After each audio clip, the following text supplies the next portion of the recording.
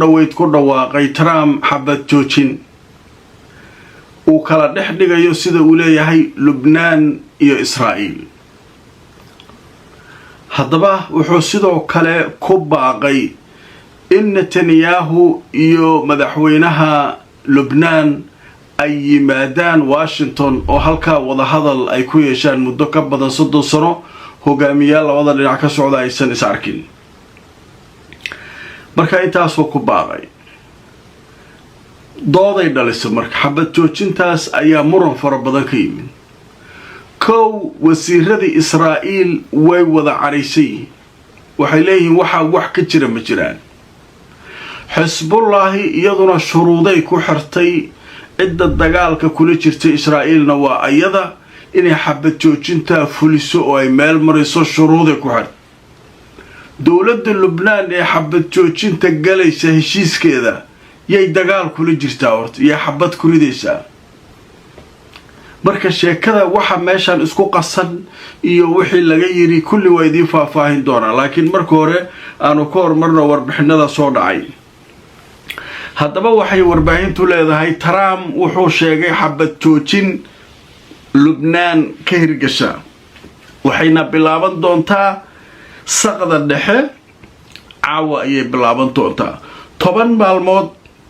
ayay xabad joojintaanuna socon doontaa. madaxda labada dhinacna wuxuu ugu baaqay inay isugu yimaadaan Washington si ay markaa wada hadal u yeeshaan.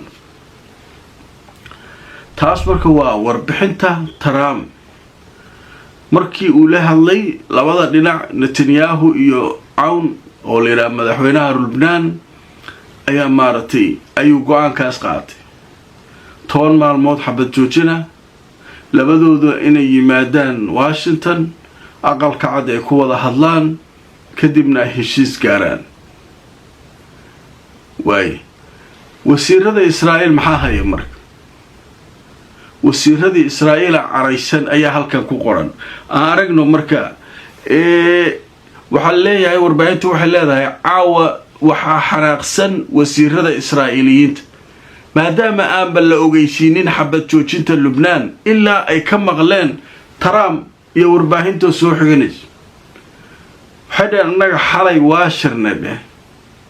xalay horta shir degdeg ay lahaayeen Netanyahu iyo golihiisa wasiirada waxay ka hadlayeen arrintan xabad joojinta iyo waxa kan iyo maxaa ka yeela waxa la isku afgartay in dagaalku uu sii socdo xabad joojinna hadda aan diyaar loo ahayn. xalay saasha ku kala tagnay hadda warbaahinta waxaan ka maqalnay leeyahay Trump xabad joojin ku dhawaaqay 10 maalmood oo annaga maxaan ahayn maba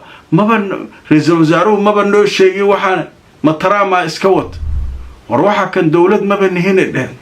Trump wuxuu iska sheegayaa maxay tahay annaga xalay wax soo iskuma ogeyn xabad joojin saadii la gaaray ra'iisul wasaaruhu soo ma ahayn inuu golihiisa wasiirada wargeliyo la shiro. Trump telefoon u diray ka waa iskaga dhawaaqay wadinka wareersaya wax noogu daray leeyahay yuudi shalay ninka waa noo fiican yahay meel fiican wax ka wada lahayd maanta ayaga qeylay ma faham. marka sheekadu marka halkaas ay maraysaa marka waxa leeyahay wasiiradii waa caraysay xaalku marka meeshaas u maraa waaye. marka warka muhiimka ee la sugayay wuxuu ahaa Hezbollah inta dagaalka kula jirta yaa waa raggan waxa la dagaalama waa Hezbollah. dawladda Lubnaan iyo dawladda Israa'iil miya dagaalama may Hezbollah marka maxay ka tiri xabad joojinta Trump.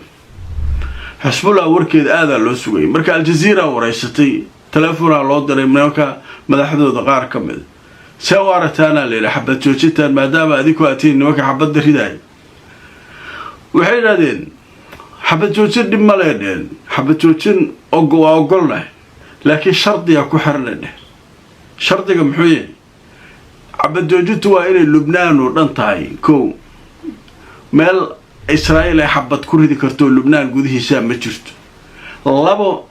falalka Israa'iil ay dadka gaadmada ku disho waa inay joojisaa ikhtiyaalaada leeyahay nin mooto saaran sarkaal Hezbollah ayaan dilnay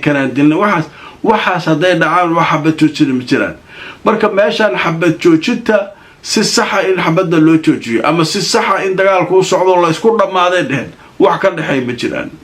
haddaba markaan tusoo wararkii ugu dambeeyey hogaamiye ka tirsan xisbullah ayaa u sheegay telefishinka aljaziira xabad joojintu inay waajib tahay dhammaan waddanka oo dhan inay ka hirgasho lana joojiyo dhammaan falalka cadowtinimada ah ee lagu samaynayo lubnaan in markaa la joojiyo lubnaan oo dhan in laga joojiyo waxyaabaha halkaa ka soconaya marka nimankaasu waxay taagan yihiin xabad joojintu dhib ma leh laakiin waxaan naqaanaa nimankan oo maaragtay falkay rabaan ay ku kacayaan marka hawshaasu halkaasay baray durbaba marka xabad joojinta waxaa soo dhaweeyey midowda yurub dowladaha carabta qaramada midoobay xogayaha guud ninka la yidhaahdo antonio guterres waa xabad joojinta way fiican tahay xabad joojintii waa la gaaray caawa saq dhexay bilaabanaysaa xilliga talaabiib iyo maaragtay bayruud ayay bilaabanaysaa marka sheekadaasu halkaasay marka joogtaa kollay wixii kasoo kordha waa arki doonaa xaalkaa halkaasuu maraa dhanka kale trumpa hadlay isaguna dhowaan ninkan wuu iska hadlayaa dee xisaab baalkiisa fariinku goostay hadalkiisa wuxuu shalay yidhaha maanta wax kaluu dhahayaa wuxuu berito dhaho beri damba wuxuu dhahayaa maanta ninaa ahay beri damba qof kalaan ahay camal sidii camal waay trump waa noocaas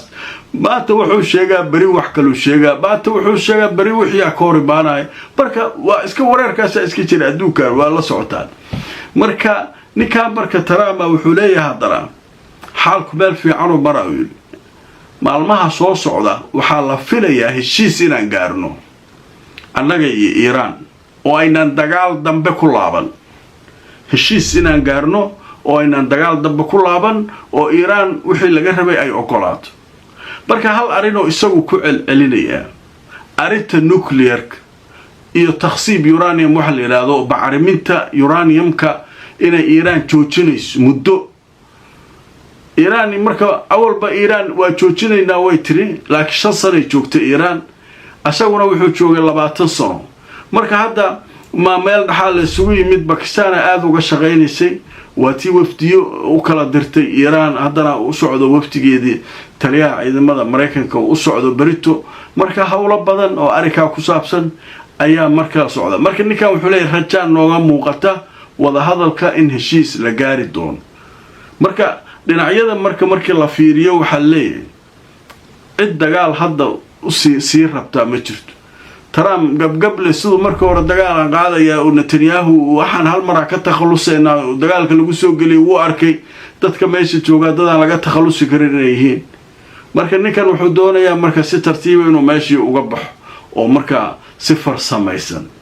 halka marka hawshaas halkaas mareen dhanka kale wax waro ilaa hadda Hormuz ka soo kordhay ma jiraan waxa kaliya oo soo baxay oo wararka soo kordhay kamida xafiiska la yiraahdo Khatimul Anbiya ciidanka ilaalada kacaanka Iiraan waxay sheegeen in iyagu xilli kasta diyaar yihiin hadday dareemaan gardarro inay ka jawaabayaan gardarro noocee marka in la soo weeraro miya way noqon kartaa gardarro markab Iiraan leedahay in la qabto miya gardarro way noqon kartaa waxa soo dhana gardarro noqon kara marka hadalkaas ayay iyaguna soo saareen laakiin ilaa hadda wax dhacay ma jiraan marka laga reebo ciidamada Mareykanka waxay leeyihiin waxaynu u digaynaa maraakiibta galaysa Hormuz Iiraan u socota kuwa Iiraan xiriir kale la inaysa halka isku soo marin iyaguna warkaas ayay soo saareen dhanka kale warka kale ee weyn ee warbaahinta ka hadlaysa waxa kamid ah aqalka Congress-ka Mareykanka oo u fariistay arinta Trump warnikan waa wareersan yahay aan awoodihiisa dagaalkan iyo waxa kan u gabgabtan oo wada aan yarayno qolooyin kale waxay leeyihiin ma la yareenayo dhaaf ninkan ha ku feesteeyo meeshuu rabe Mareykanka ayaga waalana u miliyari codaa la qaaday marka codkii hal codow ku raayay ninkii Trump ah kooxdii Trump taageersaneed oo ninkan laga leexdo wixii la keenay diidanayd ayaa hal cod ku badisay 214 kuwaana waxay keeneen 213 marka maanta khamiisa codayntaas haddana u dhacday hadda ka hor way dhacday asaa guuleystay xoogaa uu fiicnaa laakiin hadda dadkii way soo tarayaan hadda hal cod almara 214 213 sheekadaas marka iyaduna halkaas ay maraysaa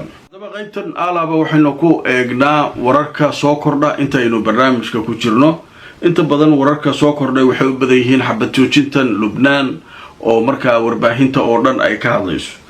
jirada la yiraahdo Yadacood Axranood ayaa goordhow qortay warbixin ay leedahay Israa'iil waa lagu qasbay inay xabad joojinta aqbasho waxaana la sheegay in Netanyahu uu ku qasbay ninka Trump uu yiri xabad joojin aqbal maadaama xujo kale la leeyahay xaggay taala Iiraan waxay taagan tahay meeshaas xabad joojin waa in lagu daraa haddaan lagu darin heshiis lama qaadanayo marka maadaama xagga xujo kale taalo marka inta wuxuu ku qasbay Netanyahu wuxuu yiri war xabad joojin 10 maalmood aqbal xaggaas waxa nooga hagaagaan macnaha Iiraaniintii ayaa xujo numberska qodobada ugu horeeya ku darsatay in xabadda laga joojiyo Lubnaan marka halka waa fariin weyn Iiraan marka halka ka dagaalamayso ogaada marka ninka Trump leeyahay marka Netanyahu culays saaray marka Yadacood Axranood ayaa warbixinta qoraysa dhanka kale waxa la sheegayaa iyadoo wali xabad joojinta waqtiga ay hirgeli lahayd saqa dhexe aan la gaarin ayaa Israa'iiliyiintu duqeymo ka furiyeen koonfurta Lubnaan